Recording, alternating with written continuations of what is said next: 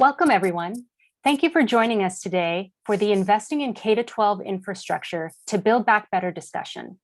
This is the last event in our series of topics to ensure a quality education for every child.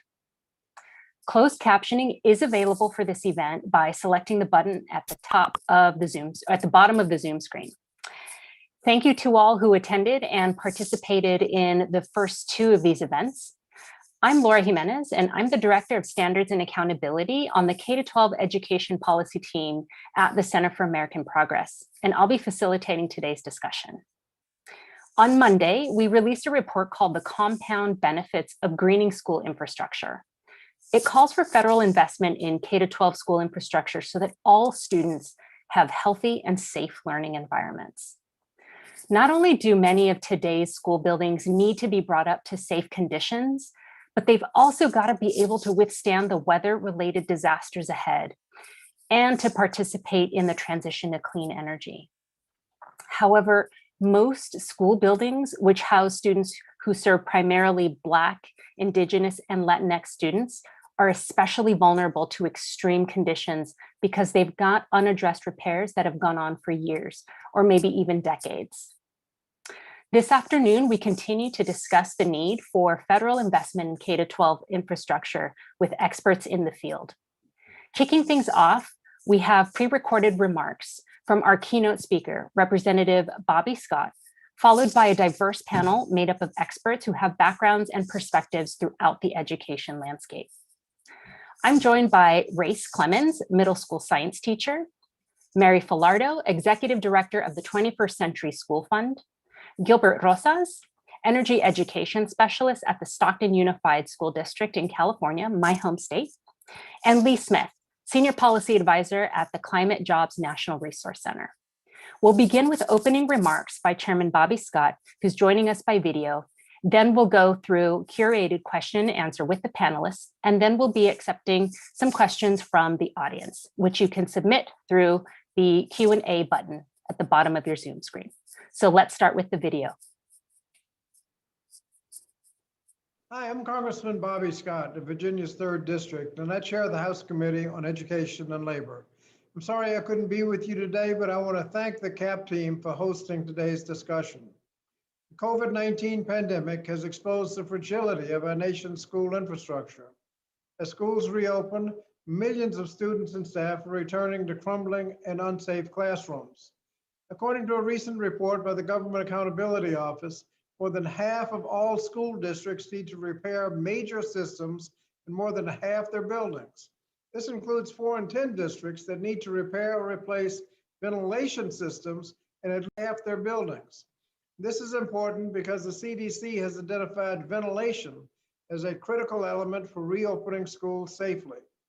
But the need to repair our schools existed long before the pandemic. For decades, students and educators in low-income communities have suffered in schools with asbestos, contaminated water, and mold. And in fact, the average school building now is over 45 years old. Crumbling facilities, such as 100-year-old boiler heaters, are a key factor behind persistent racial achievement gaps. They also harm our environment, contributing to a bleaker future for the next generation. In response, President Biden's infrastructure proposal, the American Jobs Plan, includes $100 billion for school infrastructure, split evenly between grants and bonding authority. This proposal draws from the Reopen and Rebuild America Schools Act, which I introduced earlier this year. This legislation would help ensure that all students and educators have access to safe school buildings, regardless of their zip code. Specifically, it would provide $100 billion in grants and $30 billion in bonding authority to help high-poverty school districts repair and construct new buildings. Funds could be used for a variety of purposes, including replacing dangerous ventilation systems, improving the sustainability of school buildings, and covering the cost of other long-term improvements. It is critical that Congress provides at least $100 billion in grants so that schools in low-income communities can access these resources. I'll continue working with the Biden-Harris administration to secure the full investment in school infrastructure that our students and staff need. And I look forward to continuing our joint effort to ensure that our schools are on the cutting edge of not only instructing students, but providing them with a healthy and sustainable future. Thank you.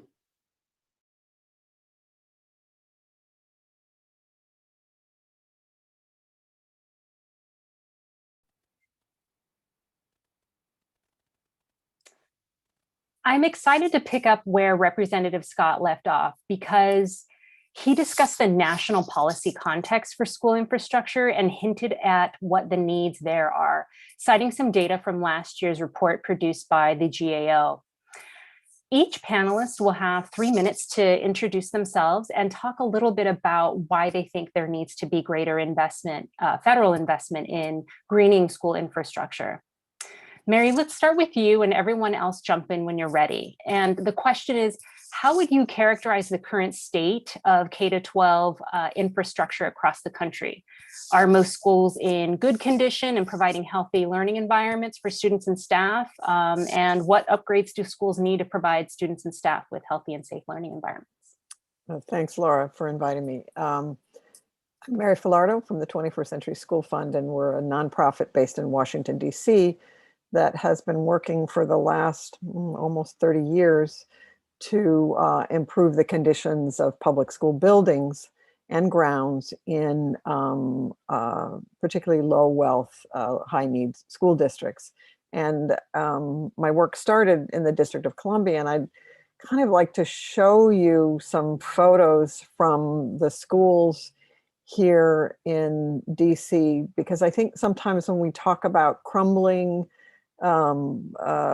obsolete, poor schools, we don't know quite what we're talking about. So, you know, part of what these are all photos of schools that are here in the District of Columbia. Many of these, really most of them, have been modernized now, but that's because the city really made it a priority, and we've spent over $5 billion on our school infrastructure. But you can see in some of these photos why the reluctance to return. If you're thinking about ventilation and you're looking at and kind of enclosed spaces, poor conditions, you know, imagining what the air quality is where the carpeting hasn't been changed in years, cleaning, you know, in bathrooms that look like this, really trying to figure out, that's a lunch line. Just remembering that this is an office. Notice the air conditioner and 3 people in that office.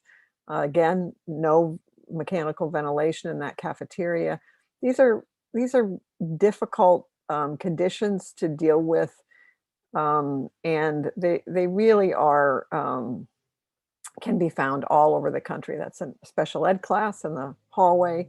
These are high school photos. That was the entrance actually to. And this is the security entrance to a high school. And this is partly, you know, so people understand it isn't just about the pandemic, it's also about issues of restorative justice and how we deal with security and opportunities in our school buildings. This was a science lab, believe it or not. Notice the fan in the library. It's because there wasn't circulation of air in that location. So these are examples of, you know, people doing the hard work, but really working with some difficult tools, and ones that we now know from the pandemic are not only make the teaching and learning harder, but really put occupants at health risk in these environments. So, you know, I think as folks may know about our work, I've got lots of data which I'll share, but I think sometimes it's helpful to start with kind of what it looks like when people are working hard to try to provide good spaces for kids to learn in and teachers to teach in, but just not able to deliver modern facilities. So what would you say the condition is nationwide? Is what we saw in those photos, is that indicative? Is that better? Is that worse? Give us a sense of the larger picture. You know, I think that's pretty indicative, but there's a lot of variety. I mean, there are some very wealthy districts in this country, and they have buildings in quite fabulous condition. The average is probably more, you know, certainly more substandard. But what we know is that probably a solid 25% are very much substandard. So when Chairman Scott talks about half of the districts with half of their schools, you do the math on that, that's 25%. And what we know is that there really is the bottom districts, they're there not because they don't try. It's because their revenue streams from their property taxes, from their sales taxes, from their income, and even from the lack of state participation in their funding, it just means they can't do it. They can't raise enough money to modernize a school, to rebuild it. So there is a lot of variety. It is not a universal problem, which is why some people will say, well, what's the problem? But it is very much a problem for the low wealth and districts, and many of the urbans, like the District of Columbia, that have had, really monumental challenges to overcome. So those are real issues. Yeah, thanks for that, because what you're talking about is really just getting schools up to code, right? Up to just a basic standard, so that they are healthy and safe learning environments. And we're not even talking about modernizing them so that they are places where students are able to learn using 21st century schools, and so that, they're green. So I'd like to pivot a little bit to that, over to Lee.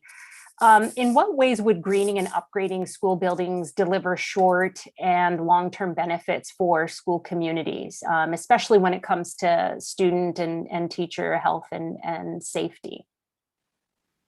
Hi, thanks. I work with a coalition of unions that are operating in 7 different states, and we have focused on schools. The teachers union are a key part of our coalition, and we have a campaign we've launched called Carbon Free Healthy Schools.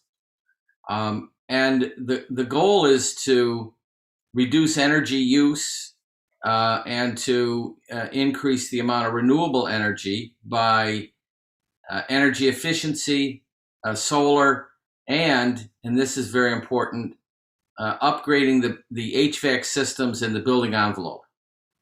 So the good news is that the rescue plan has $110 billion, $130 billion for schools and that can be used for school renovations, particularly applicable to HVAC and building envelope. So if you have a building that needs a new air conditioning system, needs a new heating system, has broken windows, broken doors, this money is available for that use. Now, interestingly, the money has already started to be distributed. A big portion of the $130 billion has been distributed, and it goes directly to the districts. And it follows the Title I funding formula. So that means that the districts that have the most Title I school lunch students are getting the most money, and the amounts are really significant. So, for example, New York City, now it is the largest school district in the country. They're going to get over $4 billion. Los Angeles is getting more than that. Houston is getting multi-billion dollars. This money is already at the district level. And it's important for people who are focused on this issue of making schools healthier and greener, that people start putting together plans and agitating for the money to be spent on this, because there are other people competing for the money. The other part of it is that there is $350 billion from the American Rescue Plan that's been allocated to state and local government. A big chunk of that went directly to cities. And the Congress was focused on getting the money directly to the schools, directly to the cities, because they didn't want the governor to have control, the governors of many states to have control and to stop the use of the money. So the municipalities have this money We're waiting for some guidance from Treasury on the use of the money that will hopefully expand, but it can be used for energy efficiency, among other things. Now, the importance of energy efficiency is that energy costs are the second largest cost in most schools. If you make your school more energy efficient, that's not a one shot, that's a recurring saving.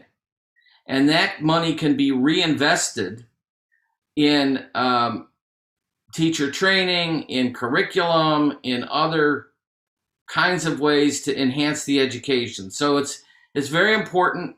It's a great source of recurring income for the schools. And the same with solar, which is another way of saving money and even generating revenue in some situations. So these things will have long-term consequences, even as they pay off in the short run right away. And there will be additional funding available out of the infrastructure plan that'll get passed, sometime this summer, I hope. But in the meantime, the money is already out there. And school districts and teacher locals and parents groups need to start asking and putting together their requests to get that money spent on things that'll make the school more energy efficient and healthier. Great, thank you. So I'd like to include Gilbert and Mary in this, and talking about the health and well-being benefits of greening schools. Can you talk about, Gilbert, I don't know if you have any examples, or Mary, if you've seen examples, because we do know that there's a direct link to the condition of the school building to student academic performance. There have been a number of studies in this regard. Can you talk about what those benefits are by making school buildings healthier places to be? Well, thank you, Laura. My name's Gilbert, and I work for Stockton Unified, and I serve as their energy manager. And what we've done is I was hired in 2012 as part of a behavior modification thing to kind of save or conserve energy. And I want to echo what Mary has said, is that we have 55 schools, and I'll bet you 25% of what you showed on those videos is how our schools look now. There's a bunch of things that we're not in the 21st century. We're not doing cutting edge, and it's because the funds are lacking, and we've had that. In the school districts, I think there's 10 of our schools right now that still have above ground pipes. So they're irrigating with the aluminum pipes above ground. That was when my mom and dad and grandparents were irrigating fields. That's how it kind of went. And so that still exists on our thing because we don't have enough money to do irrigation systems. Can you talk about what that means? What's the risk there? Well, the risk for it is you've got pipes outside, for kids. You have to close off areas and not be able to do that for PE and stuff like that. But the thing that I'm a licensed heating and air conditioning contractor. So what I get into is a lot what Leah is saying, is that we want to provide solar for our kids. We want to make sure indoor air quality is good. We want to make sure that if we use portable buildings out there, that the filters are good in all the systems, but some of them can't handle it. You can't just increase filter size, but you want the particulates out. But a lot of times the existing heating and air conditioning can't handle the stress on the fans. So there's a lot of internal things. Stockton is also the highest asthma rate, San Joaquin County, in California. And so because we're around fields and agriculture, the solar panels get sooted. Obviously, what would that do to your lungs if you don't have a good filter system and you don't have a good PM maintenance? So, and in disadvantaged communities, you don't have the ability to move wherever you want. A lot of times it's where you can afford. And some of these areas are on the verge of being agricultural or industrial. We also have a port. There's a lot of different vehicles that are out there. So again, there's a lot of different ways that we can have particulate matter around it. So air monitoring and emissions monitoring and all that is key and paramount. And working with all the different facilities you can is a wonderful thing. I've said that we've applied for some grants, a lot of grants. And I've said for me that in disadvantaged communities, which 82% of Stockton is, the formula for change is this: grant investment plus energy conservation plus reduced emissions, plus indoor air quality. That's the only thing that equals environmental justice. And so for our kids, I've said that we are fighting hard, like with some of this grant for our bus fleet, battery electric bus fleet that we just did. it's our chance to shine and use that money. And I'm that single mom at the cash register, and I'm going to do everything I can to beg, borrow, and steal a coupon so that my kids get what they need. So I really appreciate Mary and Lee, all the things that you're talking about, that we need to go after those. But it means a better environment firsthand for the kids. Battery electric buses mean that the emissions that they ride on and the noise levels all go down by pursuing these things actively. But it takes real skill set to put those things together. Our battery electric bus fleet went from design in May of last year to buses arriving March 23rd. So within less than 11 months, we now have a 24 bus charging structure, and that's never been done anywhere in the nation that I know of. So we'd love to use that as a blueprint. So what you're talking about, Lee, a lot of those things of changing and using that money, some of these districts need a footprint or a template that they can borrow to instantly start doing it in all of these disadvantaged communities. It's extremely important.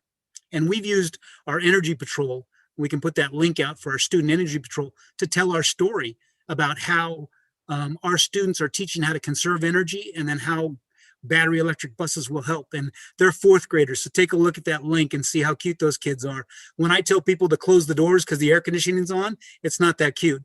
But when little kids and fourth graders in yellow jackets and green hats say it, we get a standing ovation online. So we appreciate you looking at that and following that through. I would just add one comment to what Gilbert is saying. It is that, so in Stockton, California, you have high temperatures, most of the year. In the Northeast and the Midwest, Central, the school buildings were built with the idea that it didn't get hot until the end of June, and that by September it was going to start to cool off again. But now with climate change, it's very hot in the schools in May and at the beginning of September. And so without the air conditioning and the ventilation, it makes it extremely difficult for people to pay attention and learn, with 90-degree classrooms. And so climate change has forced us to rethink the basic building architecture in many places. Also, one last point. We're hoping that Treasury is going to give guidance that says you can get planning money to do these things, because, not everybody is lucky enough to have Gilbert running their program. And most people don't really have the knowledge about how to get started. So we need to have those planning grants so that the schools can start to do things. Great, thank you for that. So we've mentioned a bit about the justice aspect of not just the condition of America's school buildings, but of making them greener and healthier places and more efficient places. So, Race, I'd like to direct this question to you. Can you talk about the inequities that you've seen? Because we know that funding for infrastructure is deeply inequitable across the country. And the inequity isn't just between states, but it's also between districts within states, and even between schools within districts. For example, there is data from the GAO report that we've mentioned a couple of times so far that shows Maryland's top 3 districts in terms of the condition of their school infrastructure that is rated by the state system. So they compare the top 3 and the bottom 3, and then they disaggregate that data by the percent population of Black students. And I believe we're going to throw it into the chat, and you can see that the school districts in the top condition have fairly low percentages of Black student enrollment, whereas the school districts that are not in as good condition have higher proportions of Black students. So that's just one example of the inequity. So, Race, I would love for you to weigh in on this question around the inequities that you've seen in the condition of schools, and how that compares with your experience. Yeah, absolutely. I think the first thing I would say is that nothing in that video that Mary showed was surprising. Some of those areas were nicer than ones that I've worked in. So it looked pretty normal to me. And this is something that I've shared with people a lot, is that I think many people in this country would be surprised to go to just about any school building in the bottom third of any state to notice that this is not abnormal. This is not something that happens only in certain areas or certain cities. This can be in poor rural white areas. It can be in areas that we consider to be middle class, but might be a Black neighborhood. I know where I work at, and right now in Chicago, I work in the south side of Chicago. The area specifically that I live in is not terrible. I work in Pullman, but a lot of our students come from neighboring Roseland, because the students who are in Pullman, if they can afford to, a lot of them will go to private schools. And so we end up taking in the kids who kind of come from the next neighborhood over. And I think that the most salient example I have of how property values, as Mary was talking about, can have a direct impact on buildings was when I was working in Providence, Rhode Island. They have 4 buildings that were all built at the same time. So they were all exactly the same blueprint, the same building. The difference is, so one of those buildings is up by Brown University, and then we have 2 sort of in the middle of the city, and then one is all the way down closer to Cranston, Rhode Island. And that's the one where I worked at. And so you can literally see when you go from building to building, the improvements that have been made over the years. And so there's no way to disguise it. It's the exact same building, or it was the exact same building when it was built 100 years ago. The difference is the one that I worked at, you're stepping over broken needles on your way to school, and nothing has been improved. Nothing has been improved. It's not wheelchair accessible. It has no air conditioning. There's no elevator. Nothing in this building has been changed in this whole time. Whereas if you go to the one that's near Brown University, they have brand new buildings, brand new hallways. The classrooms have been updated. The windows have been updated. They have elevators. They have air conditioning that's central throughout their school. So everything has been updated throughout the times. In my classroom right now, I'm trying to work on being able to do what I can. But I think coming from a teacher, one of the ways that we sort of approach this is that, I use the example of when you drop a frog into boiling water, it's going to jump right out. But when you put that frog into cold water and turn the heat on, eventually it will just sort of boil and die because it doesn't even notice the difference. And so that's kind of where I feel like a lot of us are at, where none of these things are surprising to me. I've worked in classrooms where I have no windows. I've worked in classrooms where I was told not to use the water, not even touch the water, because it could be unhealthy to me. These types of things don't really surprise me anymore. And frankly, they're not even at the forefront of my mind. So when I see a wall that's crumbling, so my classroom, I'm trying to do a mural in the back of the classroom to improve it. Well, as soon as I start painting that, I notice everything else that's wrong with the room. And so sometimes it can be overwhelming for us to look at that and say, as soon as I fix one thing, I want to fix everything else that's wrong with it. And then I'm overwhelmed because everything needs to be fixed. When I first started going back to school this year, after we went back from remote, I didn't know we had to show up at the school with a jacket and a t-shirt because we didn't know what temperature our classroom was going to be from classroom to classroom. So that's just something that you kind of go in with. You just have to accept it. I built a hydroponics lab in my classroom to try and introduce more of these kind of concepts. But again, I built that, right? It wasn't a mandate that came down from somebody else. It was something that I created in that classroom. And so I think for a lot of us teachers, we look at that and we say, it's our individual responsibility. Not only am I trying to take care of my students' academics needs, but I'm also trying to take care of the classroom. I'm trying to take care of their health needs. I'm trying to take care of this. And so it just becomes this overwhelming situation where somehow I'm responsible for both fixing my classroom, maintaining my children, helping make sure that they're safe outside of school, they're safe inside of school, their health is taken care of, their mental health is taken care of. And then also I have to get the test scores up. And so it becomes this sort of thing where it creates this hierarchy where I say, you know what, yeah, my classroom is falling apart, but I got bigger problems to worry about. So, Yes.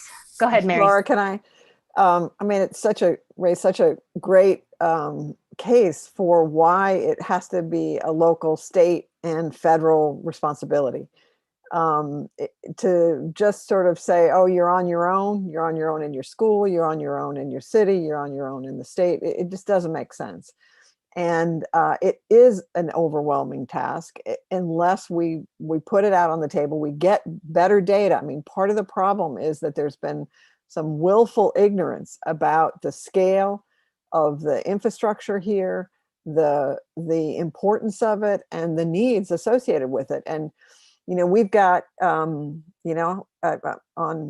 California, I'll tell on California, Gilbert, but they don't even have an inventory of the buildings in their state. I mean, you're talking about high tech center, and they do not want to know.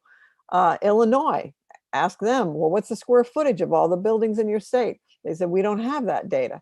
So So we've been, piecing it together as an organization to try to understand it. And we think there's now, in the last 6 years, it's gone up to about 8 billion square feet of building space in the United States K-12 schools.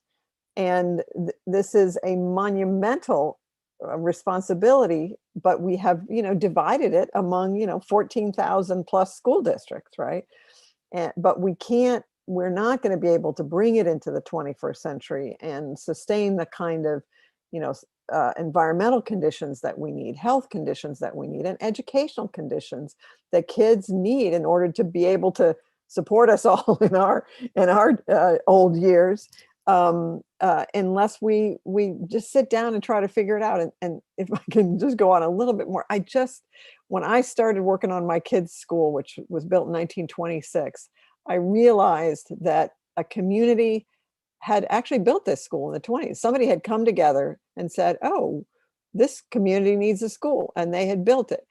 But by the time my kids were there, it was so dilapidated. It was so ridiculous. And I thought, what is this? How is it that we are going to leave something worse to the next generation? And I do not understand why we cannot pay more taxes, in the federal tax code, in the state tax code, in order to pay for this infrastructure so that all of our kids are in healthy and safe and educationally not just adequate, but inspiring schools, right?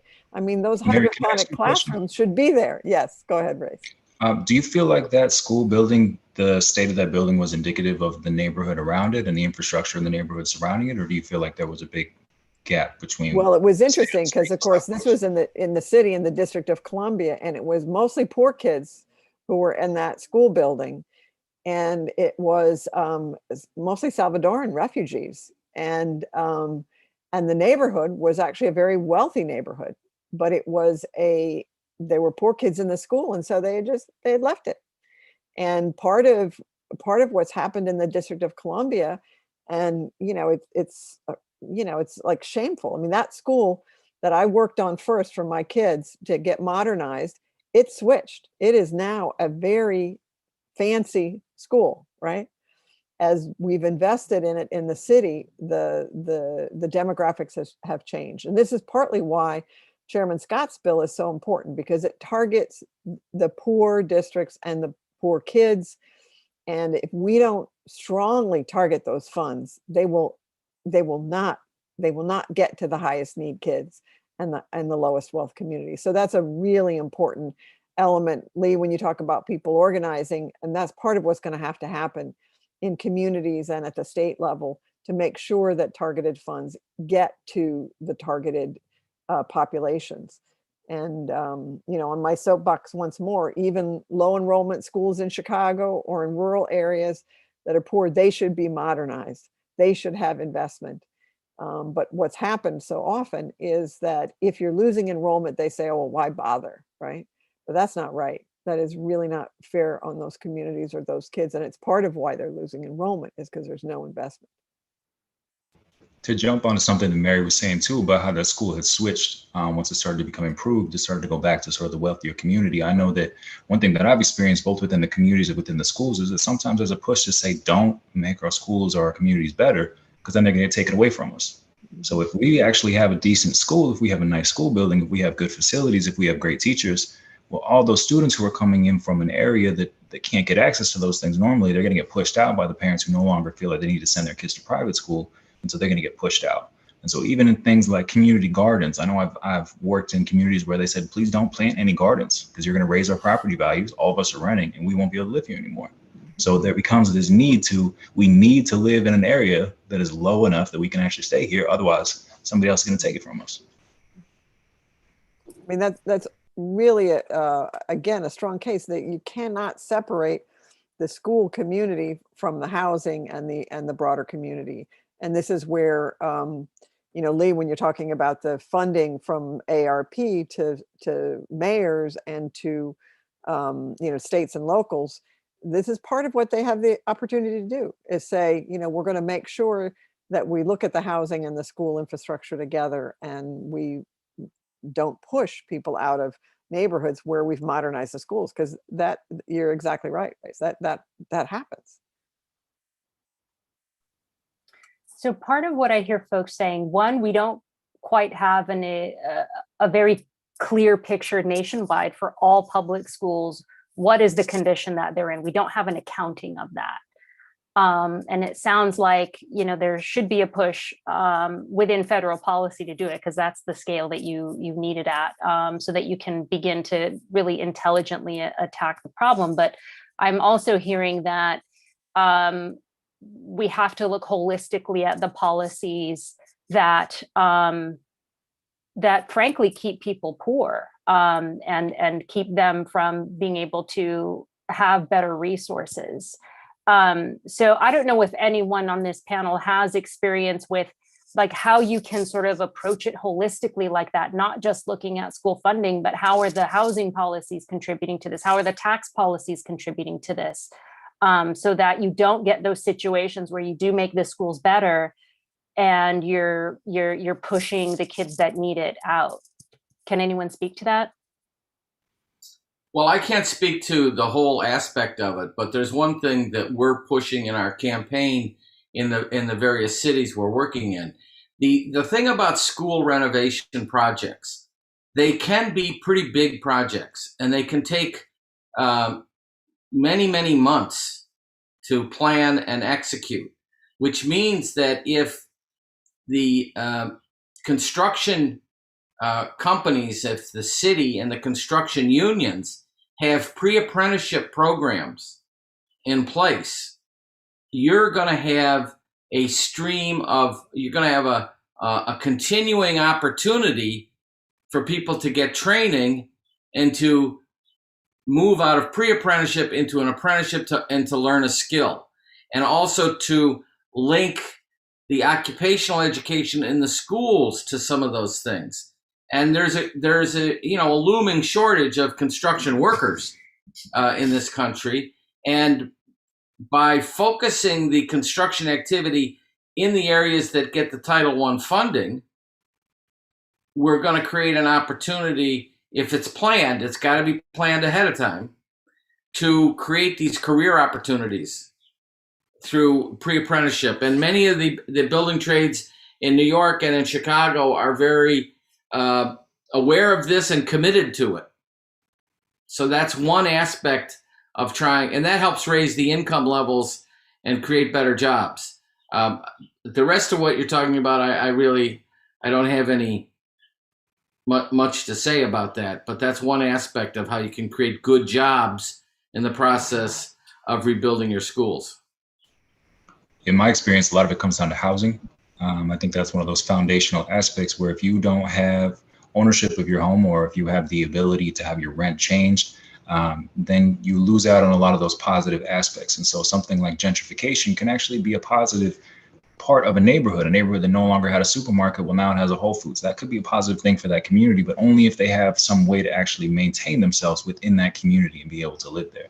And so if you have generally in lower income communities, nobody owns their own home.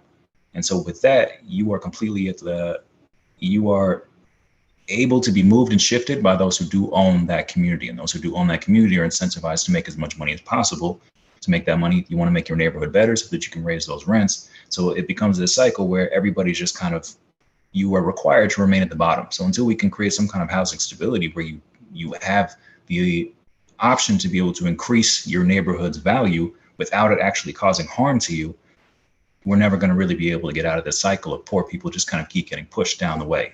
And then that building gets worse, right? So this neighborhood, okay, great, we improved it, but now all those kids are down at a different school. Well, 50 years from now, that school's gonna be falling apart.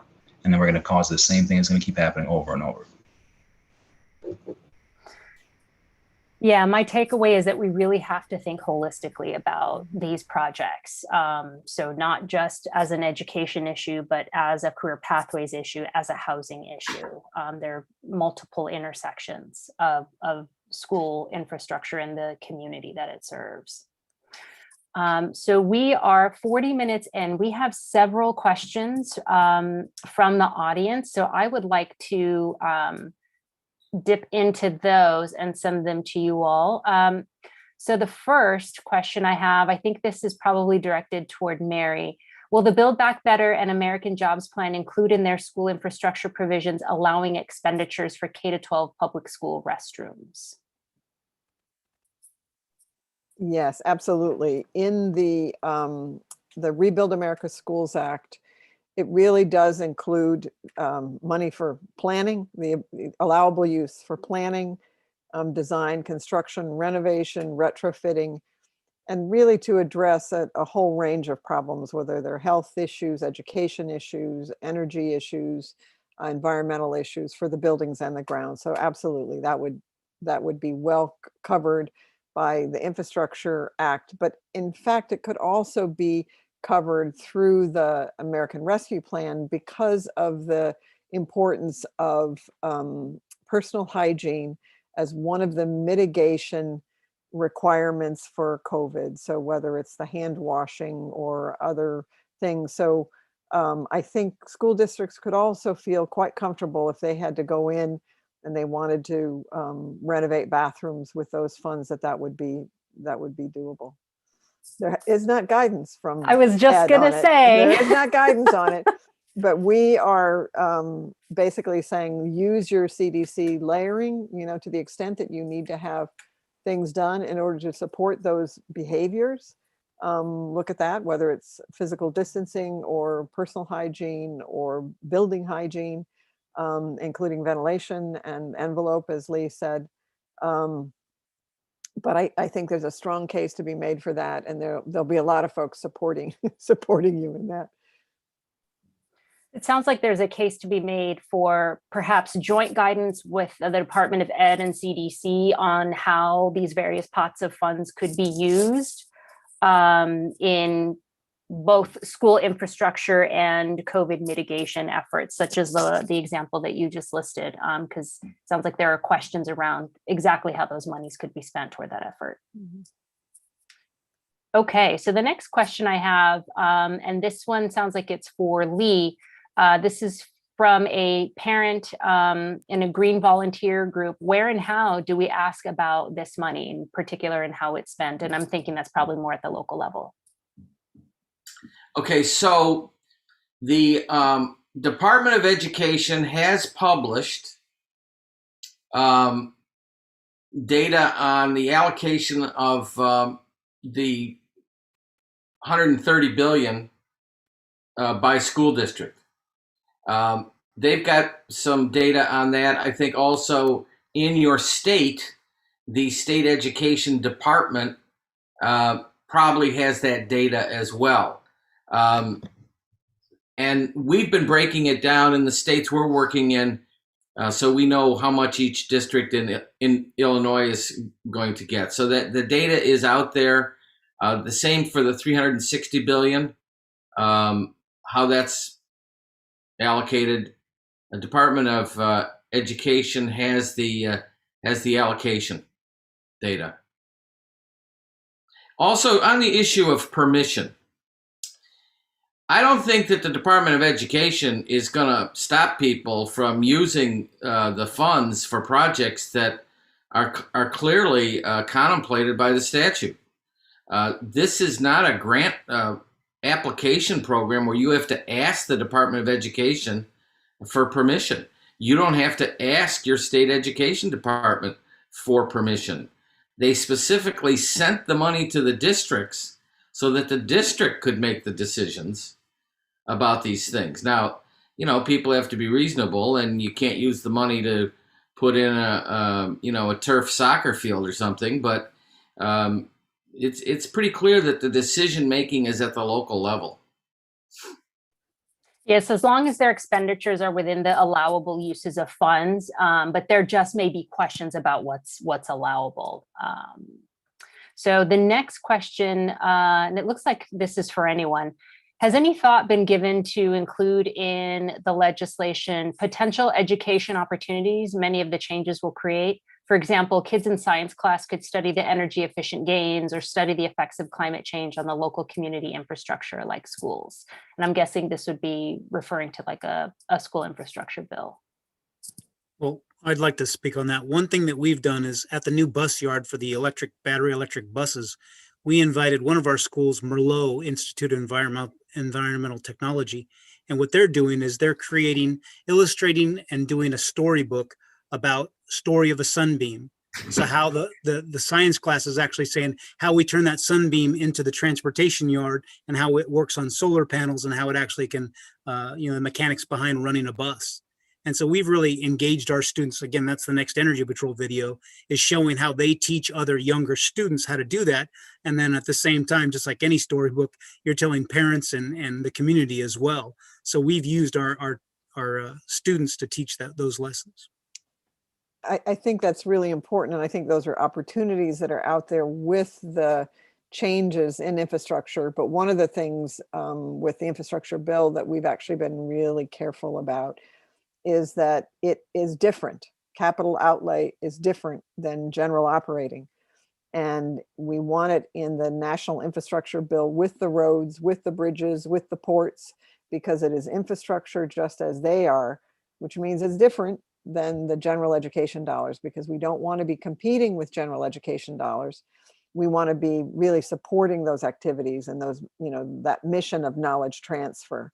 So I think the bill itself will have no provisions for environmental education in it, but we know that it's a real opportunity for educators to both in how they design and in how they use the improvements.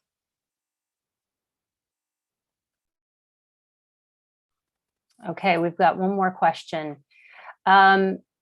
We know that different states do not hold equity in the same lens as others. What can we do or advocate for at the national level to ensure that funds are allocated equitably and to the most in need communities? Well, I mean, because we've been sort of struggling with that in the Federal Rebuild America's Act, the way the bill is currently crafted is that it's a grant program by Title I formula to states, and the states then have a competitive program to the lowest wealth and the highest need districts. But the states are designing those competitive programs, and so that's an area where, again, there's just going to be no substitute for communities being engaged in these processes and exercising their strength in local research and advocacy to affect it. As much as possible, the federal bill will require that, but the implementation, there's a lot that slips between a cup and a lip. And that is where folks are really going to have to pay attention and engage in the state plan, engage in what the state criteria is going to be for high need and low wealth. So the framework is there, but there's just going to be no way to avoid being monitoring and being engaged in that at the local and state level. I think to my end, I would say that one of the big issues is that we need a more consistent way to measure need and to measure school performance, because every state is able to come up with their own system for both rating teachers to rating schools. We do have some, national tests that states are able to offer, but again, that gives you a very small piece of data to be able to measure the health and the quality of that school. And it also causes a problem where if you have, one data point for your school for the year, it incentivizes schools to focus on pushing towards those data instead of actually pushing towards that growth that you need to find. And so that's where you come up with things, anecdotally from my experience. I had a student who had to repeat a grade who at a previous school had been an honor roll student. So basically what that meant was they inflated her grade so much that she thought she was an A/B student, but she was 2 grade levels behind where she was supposed to be. However, her data looked great because she was an A/B student. And so I think that's the issue that we have to come up with is, how do we find a measure that is going to then be equitable so we can actually compare these schools in apples to apples instead of just sort of saying this one looks great on paper, we don't need to worry about it, this one's growing at a rate that we want to see. Gilbert, I'd love for you to weigh in. How do you engage the community in the decision-making around how you prioritize school infrastructure projects and how you spend that money? Well, a lot of the money that we've received has been like California Climate Investment grants through the California Air Resources Board. We've done local air pollution control district, San Joaquin Valley Air Pollution Control District. So what we've done is community outreach is 4 videos. We're scheduled to do through the CARB grant 4 videos. So the first one would be like our energy patrol. The link you see in the chat has, English speaking, but Spanish subtitles. We've also done a Spanish speaking with English subtitles. That way it's cross-cultural. And we get the students, like I said, from Merlot to come out and look at things. And we do a lot of polls with our district, and our board of trustees are very excited about making sure that we've made teaching the kids and energy conservation a priority.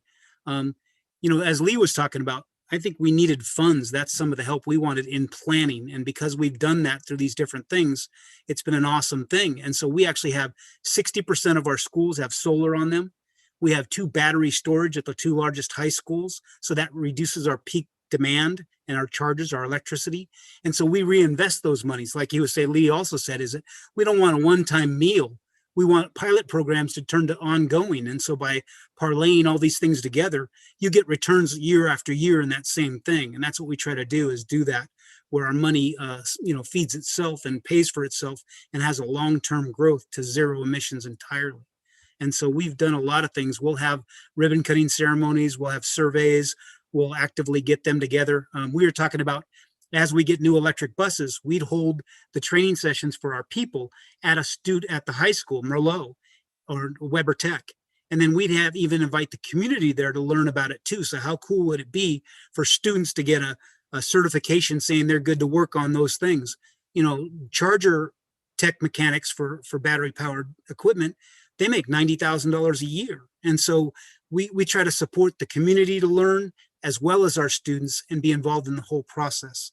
And I think that's been a big success story for us, is then we're helping everybody. So again, by reducing pollution in our area, it's helping the community as well. A community emissions reduction program in Stockton has money, and they're going to support some of our buses. So we need to fill our yard, and we've got 24 chargers and 11 buses now, and we're trying to get the next 13, and then also go not just to pilot, because we have 96 buses total, but now that's a quarter. So we're a quarter of the way there and get to the next steps. And so, like you were talking about, getting planning together and planning money and making it pay dividends overall. We built the 24 chargers when we only had 4 buses coming. So we, did the old thing of, we're going to build it and it's going to come, and it has. So we're very excited about that. That's why we parlay and look for everything we can, but it's very difficult for people that haven't done it. So we'd like to be a template that can be used throughout the country. We've shown that in a disadvantaged community, we're making a difference and working within our community. So that 5 million we got parlayed with 3 other grants, and now we're up to 12 million, and we're applying for a federal Department of Transportation grant that could be another 5. So in a time when we're cutting 22 million out of our budget, we may add $17 million in grant money and then be able to use it. So again, what's that footprint for every other disadvantaged community in the country? I've heard people say before, as I'm on webinars, yeah, but California is different. We don't have that kind of funding. Well, if you've got $5 million for a disadvantaged community, we can prove that in 1 year, we can get 24 chargers done and an infrastructure built. And then getting those will be the natural progression of cycling out diesel with whatever and using that funding to get the rest of the yard filled. So that's how we kind of reach out and make the community one of our resources. And the city's been great. Everybody around here is working together to see Stockton have a full yard, and we appreciate it. That's amazing. So speaking of like other systems within the district, within school buildings, we've got a question about cafeterias. And it says, majority school cafeterias in California and Florida do not have dishwashers. This is an environmental and health issue. What can we do to get cafeteria kitchens on the agenda for Building Back Better, as they are not high on the priority list for school districts? So who here can speak to cafeterias and dishwashers? Well, again, that's a really important point. And you could see, one of the pictures that flew by from the early kind of video photos were cafeterias that were in hallways and cafeterias that were in multi-purpose rooms. And this is, part of the challenge for, fully equipping cafeterias. But the that equipment is certainly covered under Rebuild America Schools Act. And it can also be covered under USDA. If you have a program that makes money on its food service, many of them don't, but some of them do. You can pay for that with your USDA dollars.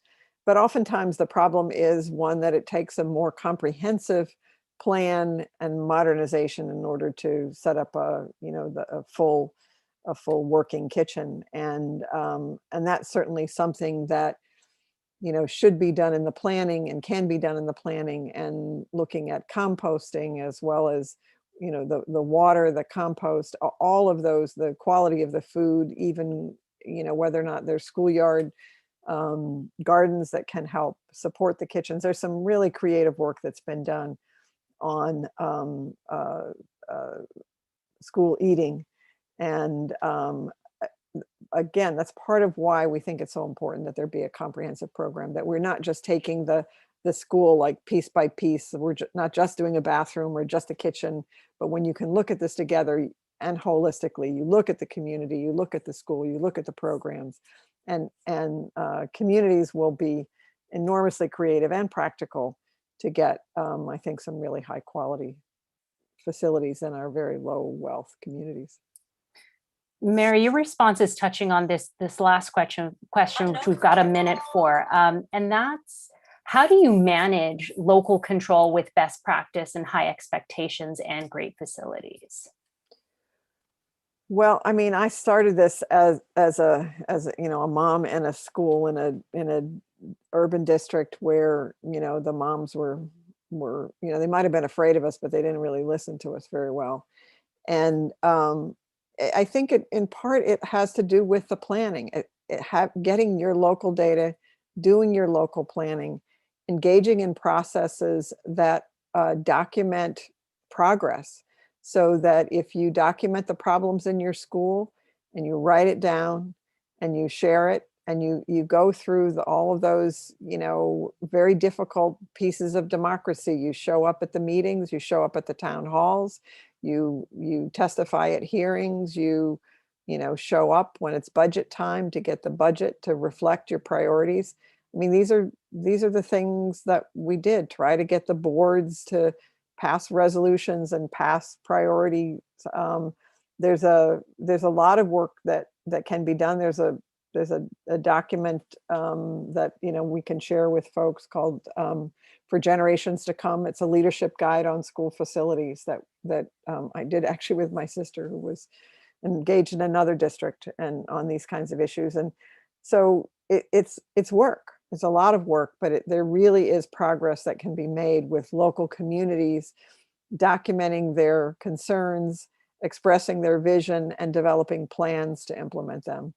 And there's a whole industry out there, and there's labor unions, and there's industry, and that will join you. We got enormous help pro bono from labor and industry on the modernization of schools here in the District of Columbia. So you can build the energy. As I say, all of those schools that we modernized in the District of Columbia. I mean, it took us 20 years, but it's mostly been done. Well, we could be here for many more hours, but we've run out of time for today's event. And I'd like to thank you for joining us today for the topic of investing in K-12 infrastructure to build back better. This concludes our event and our series, Ensuring a Quality Education for Every Child.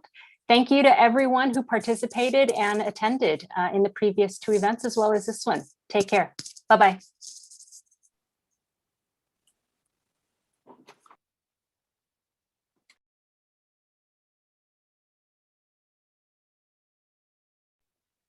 Thank you. Good to meet you all. Thanks, Mary. Thank you, guys. Really great work, Gilbert. Very interesting. Thank you. I would be interested in getting your contact